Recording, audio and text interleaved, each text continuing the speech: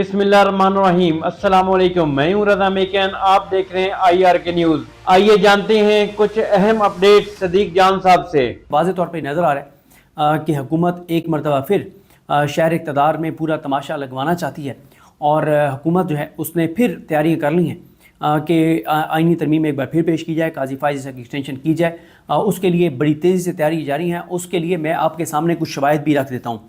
देखें, पहली बात तो यह है कि तहरीक इंसाफ से मुतल्लिक़ लोगों की जो है वो गिरफ़्तारियाँ और अगवा जो हैं वो शुरू हो गए हैं।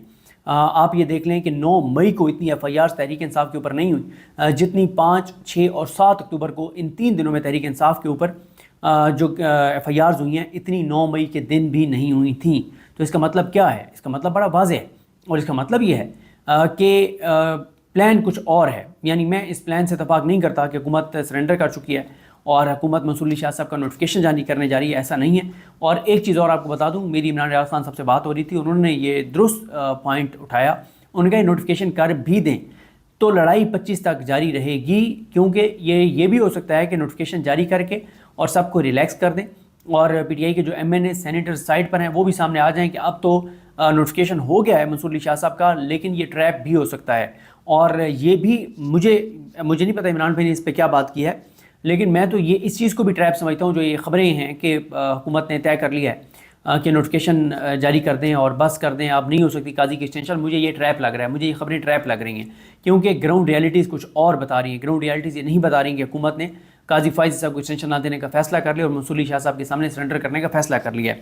देखें, इंतज़ार हुसैन पंजोता साहब हैं, वो अगवा हैं। इंतज़ार हुसैन पंजोता साहब के अगवा की वजह जो मुझे नज़र आती है वो यही है कि इंतज़ार हुसैन पंजोता उन चीज़ों के सबसे अहम गवाह थे कि इमरान खान ने क्या कहा था, इमरान खान का प्लान क्या था। देखें, एक बात वो है जो बैरिस्टर सैफ साहब कह रहे हैं। बैरिस्टर सैफ ये कह रहे हैं कि इमरान खान ने अली अमीन गंडापुर साहब को ये कहा था कि आपने डी चौक पहुँचना है और डी चौक पहुँच के और बस एहतजाज ख़त्म हो जाएगा।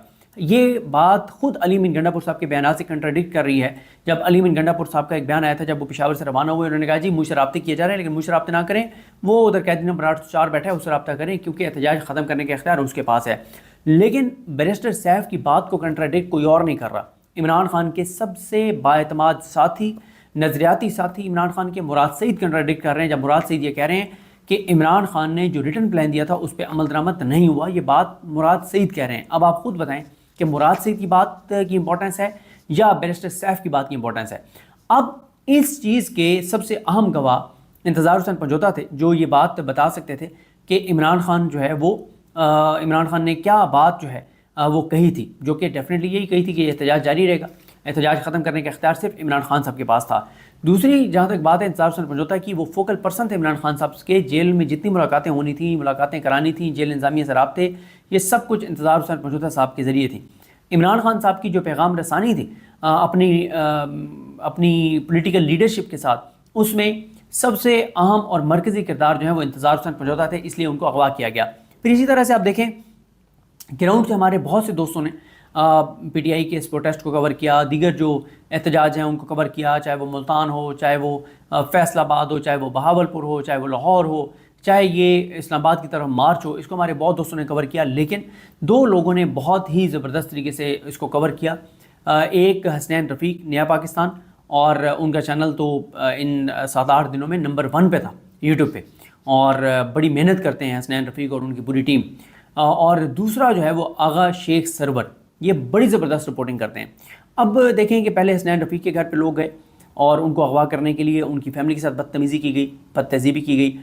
उसके बाद अब आगा शेख सरवर को कल जिस तरह से उठाया गया, अभी तक उनको किसी अदालत में पेश नहीं किया गया। मेरी बात हुई थी मियां अली इशफाक साहब से, जैसे ये वाक़या हुआ मियां अली इशफाक साहब से बात हुई थी, उन्होंने कहा था कि वो ये केस लड़ेंगे, और मैंने इसलिए ट्वीट भी किया था कि जो भी हमारे दोस्त आगा शेख सरवर की फ़ैमिली के साथ, उनके वालिद के साथ राब्ते में हैं, वो प्लीज़ उनकी फ़ैमिली को कहें कि मियां अली इशफाक साहब से रब्ता करें ताकि उनकी बाजियाबी के लिए जो है वो कानूनी कार्रवाई की जा सके। और इसी तरह से आप देखें कि इंतज़ार हुसैन पंजोता साहब हैं, उनका केस इस्लामाबाद हाई कोर्ट में जाता है और वो आमिर फारूक साहब अपने पास लगा लेते हैं, और आमिर फारूक साहब के पास जो केस चला जाता है तो उसका आउटकम क्या आता है वो मुझे बताने की ज़रूरत नहीं है। हाँ, अगर ये केस मोहसिन अख्तर कैनी साहब के पास होता, मियाँ गुल हसन औरंगज़ेब साहब के पास होता, अरबाब मोहम्मद तैर साहब के पास होता, सरदार एजाज इसाक खान साहब के पास होता, तो फिर सूरत हाल कुछ और होती, या बाबर सत्तार साहब के पास होता। बाबर सत्तार साहब ऐसे छुट्टी पर हैं, تو میاں گل صاحب کی بھی ان کو بتایا جا رہا ہے کہ ڈینگی ہو گیا تو بہرحال اگر ان میں سے کسی جج کے پاس ہوتا تو صورتحال مختلف ہوتی، لیکن کیونکہ عامر فاروق صاحب کے پاس ہے تو اب اس کا آؤٹ کم مجھے بتانے کی ضرورت نہیں ہے۔ پھر اسی طرح سے عمر ملک ہیں، تحریک انصاف کے ہیں، تحریک انصاف کے لیے انہوں نے کچھ ان کے ترانے گائے ہیں۔ وہ ان کے والد بیمار تھے اور وہ اپنے والد کی عیادت کے لیے ان کے پاس رہنے کے لیے وہ بیرون ملک سے آئے، رسک لے کر آئے۔ ان کو پتہ تھا کہ یہاں پہ کارروائیاں جو ہیں وہ ہو سکتی ہیں، مجھے اٹھایا جا سکتا ہے، اس کے باوجود وہ آئے اور بڑی تکلیف دہ صورتحال ہے کہ ان کو بھی اٹھا لیا گیا ہے، حالانکہ ان کے والد جو ہیں وہ بیمار ہیں۔ اور یہ بات کمپیریزن بھی ہو رہا ہے کہ ایک طرف عمر ملک ہیں جن کو پتہ تھا کہ ان کو اغوا کیا جا سکتا ہے، وہ واپس آئے، دوسری طرف حسن نواز حسین نواز ہیں، وہ جو ہے اپنی والدہ کے جنازے کے لیے ان کو قبر میں اتارنے کے لیے پاکستان نہیں آئے تھے، اور لیکن یہ عمر ملک جو ہے آیا اور اغوا ہو گیا۔ پھر اسی طرح سے آپ دیکھیں کہ عمران خان صاحب کی جو بہنیں ہیں ان کا مزید جسمانی ریمانڈ جو ہے وہ دے دیا گیا ہے، اور جج ابو الاسناد محمد ذوالقرنین صاحب جو ہیں وہ ان کو کہہ رہے تھے کہ آپ پاسورڈ دے دیں۔ 4 اکتوبر سے عمران خان کی 2 بہنیں اغوا ہوئیں اور پھر ان کو لیٹ پروڈیوس کیا گیا، ان کی گرفتاری ڈالی گئی اور اب وہ ظاہر زیر حراست ہیں پولیس کے۔ ان دونوں کو ابھی تک جسمانی ریمانڈ پر ہیں، یعنی ان کی بیلز بھی اپلائی نہیں ہو سکتی۔ اور عمران خان صاحب جو ہیں ان کے ساتھ آپ دیکھ لیں کہ ملاقاتیں مکمل طور پہ بند ہو گئی ہیں اور رابطہ ختم ہو گیا ہے، اور وجہ یہی ہے کہ عمران خان صاحب سے جس دن رابطہ بحال ہوگا تو وہ بتائیں گے کہ علی امین گنڈا پور نے کیا کیا اور علی امین گنڈا پور کو انہوں نے کیا کہا تھا، تو اس لیے عمران خان سے رابطہ روک دیا گیا ہے، کیونکہ یہ اس بات کے خدشات ہیں کہ جیسے ہی عمران خان سے ملاقات ہوگی تو عمران خان فوراً کہہ دیں گے کہ آپ اسلام آباد کی طرف روانہ ہوں ابھی اور اسی لمحے سب روانہ ہوں، اس لیے عمران خان سے ملاقات جو ہے وہ نہیں کروائی جا رہی۔ پھر اسی طرح سے بشرا بی بی کی جو ضمانت کی درخواست تھی اس کے اوپر بھی سماعت نہیں ہو سکی۔ عمران خان اور بشرا بی بی کی جو 190 ملین پاؤنڈ میں بریت ہے وہ معاملہ بھی عدالت میں نہیں سنا جا سکا۔ تو ہر طرف سے آپ دیکھیں کہ تحریک انصاف کے ساتھ بالکل وہی رویہ اور صورتحال شروع ہو گئی ہے جو تحریک انصاف کے ساتھ 9 مئی کے فوراً بعد ہوئی تھی، بلکہ بعض چیزوں میں تو 9 مئی سے بھی زیادہ چیزیں سخت ہوتی نظر آ رہی ہیں، اور اس کی جو مین وجہ ہے وہ تحریک انصاف کی باہر جو لیڈرشپ ہے اس کی نرمی ہے، اس کی کمزوری ہے، اور ان کی ایک فیصلہ سازی نہ ہونا ہے، ان کی جانب سے کوئی اگریسو حکمت عملی نہ ہونا ہے، ان کی جانب سے کنفیوژن ہے، ان کی جانب سے ایک بزدلی ہے، ان کی جانب سے پیچھے ہٹنا ہے، اور یہی وجہ ہے کہ حکومت آگے بڑھتی جا رہی ہے بڑی تیزی کے ساتھ، کیونکہ حکومت کو نظر آ رہا ہے کہ تحریک انصاف کے باہر جتنے بھی لوگ ہیں وہ کوئی اگریسو حکمت عملی نہیں اپنا پا رہے۔ پھر اسی طرح سے آپ دیکھیں کہ پی ٹی آئی کے جو ایم این ایز اور سینیٹرز ہیں ان کی فیملیز کے خلاف بہت زیادہ کارروائیاں شروع ہو گئی ہیں، اور پوری کوشش کی جا رہی ہے سینیٹرز کو اور ایم این ایز کو توڑنے کی۔